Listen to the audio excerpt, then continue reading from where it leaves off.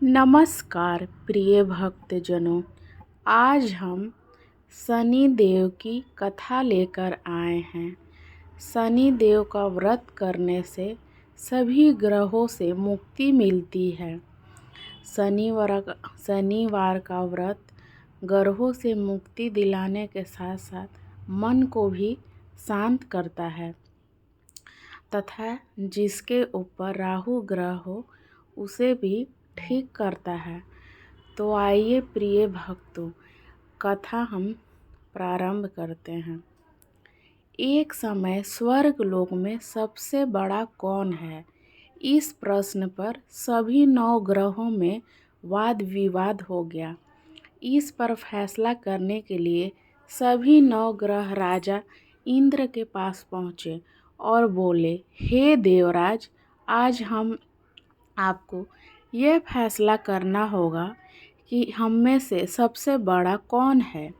यह प्रश्न सुन देवराज इंद्र उलझन में पड़ गए और उन्होंने इस पर फैसले को लेकर असमर्थता जताते हुए सभी ग्रहों को पृथ्वी लोक के राजा विक्रमादित्य के पास जाने का सुझाव दिया। सभी ग्रह भूलोक के राजा विक्रमादित्य के दरबार में पहुँचे और राजा विक्रमादित्य से अपने प्रश्न पूछा। सुनकर राजा भी कुछ देर के लिए परेशान हो उठे, क्योंकि सभी ग्रह अपनी अपनी शक्ति के कारण महान थे। किसी को भी छोटा या बड़ा कहना उनके लिए परेशानी का कारण बन सकता था।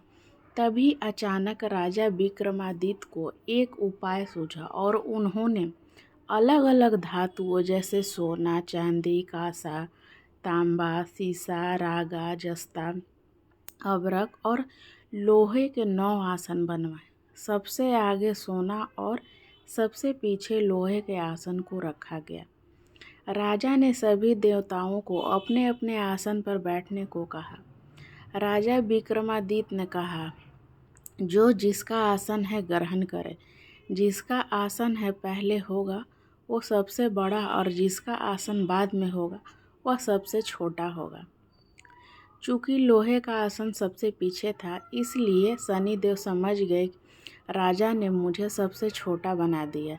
इस फैसले से शनिदेव नाराज होकर बोले, हे राजन, तुमने मुझे सबसे पीछे बैठाकर मेरा अपमान किया है।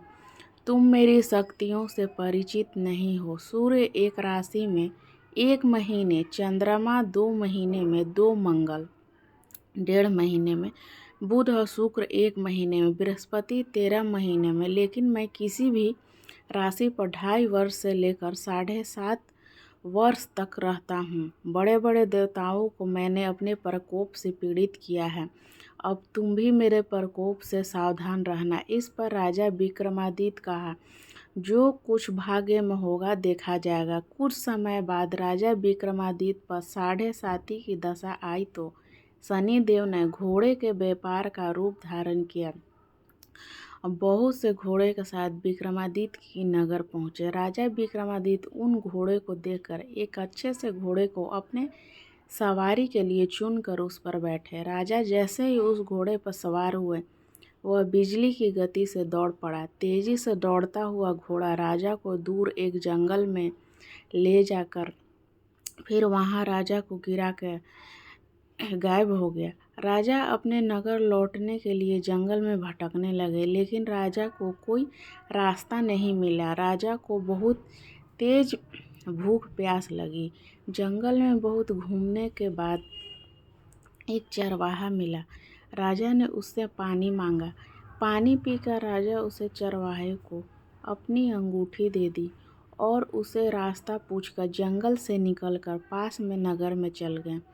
नगर पहुंचकर राजा एक सेठ की दुकान पर बैठ गए। राजा के कुछ देर दुकान पर बैठने से सेठ की बहुत बिक्री हुई। सेठ ने राजा को भाग्यवान समझा और उसे अपने घर भोजन पर ले गया। सेठ के घर में सोने का एक हार खूंटी पर लटका हुआ था। राजा को उस कमरे में छोड़कर सेठ कुछ देर के लिए बाहर चला गया। तभी राजा के देखते देखते खूंटी सोने के हार निगल गई। सेठ ने जब आकर गायब देखा तो उसने चोरी का संदेह राजा पर किया और अपने नौकर से कहा, इस परदेसी को रस्सियों से बांधकर नगर के राजा के पास ले जाओ। राजा ने विक्रमादित्य से हार के बारे में पूछा तो उन्होंने बताया कि खूंटी ने हार को निगल गया। इस पर राजा क्रोधित हुआ और उन्होंने चोरी के अपराध में विक्रमादित्य के हाथ पांव काटने का आदेश दिया। सैनिकों ने राजा के विक्रमादित्य के हाथ पांव काट कर उन्हें सड़क पर छोड़ दिया। कुछ दिन बाद एक तेली उन्हें उठाकर अपने घर ले गया और उन्हें कोल्हू पर बैठा दिया। राजा आवाज़ देकर बैलों को हाँकता रहा। इस तरह तेली का बैल चलता रहा और राजा को भोजन मिलता रहा। शनि के प्रकोप की 7.5 पूरी होने पर वर्षा ऋतु प्रारंभ हुई। एक रात विक्रमादित्य मेघ मल्हार गा रहा था। तभी नगर की राजकुमारी मनभावनी रथ पर सवार उस घर के पास से गुजरी। उसने मल्हार सुनी तो उसे अच्छा लगा, जिसके बाद राजकुमारी ने दासी को भेजकर गाने को बुला लाने को कहा। दासी लौटकर राजकुमारी को बताया। वह अपंग है, लेकिन राजकुमारी उसके मेघ मल्हार से मोहित हो गई थी, जिसके बाद सब कुछ जानते हुए भी उसने अपंग से विवाह का निश्चय किया। राजकुमारी ने अपने पिता से जब यह बात कही तो वह हैरान हो गए। उन्होंने राजकुमारी को बहुत समझाया, लेकिन राजकुमारी ने जिद नहीं छोड़ी और प्राण त्याग देने की बात कही। आखिरकार राजा रानी ने विवश होकर अपंग विक्रमादित्य से राजकुमारी का विवाह कर दिया। विवाह के बाद राजा विक्रमादित्य और राजकुमारी तेली के घर में रहने लगे। एक रात स्वप्न में शनिदेव ने राजा से कहा, राजा, तुमने मेरा प्रकोप देख लिया।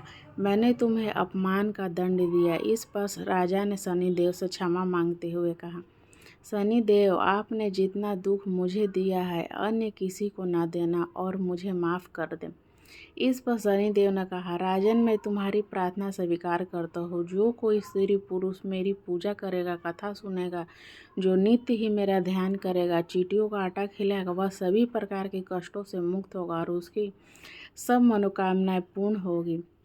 अगले दिन प्रातःकाल राजा विक्रमादित्य की नींद खुली तो अपने हाथ पांव देखकर राजा को बहुत खुशी हुई। उन्होंने मन ही मन शनिदेव को प्रणाम किया।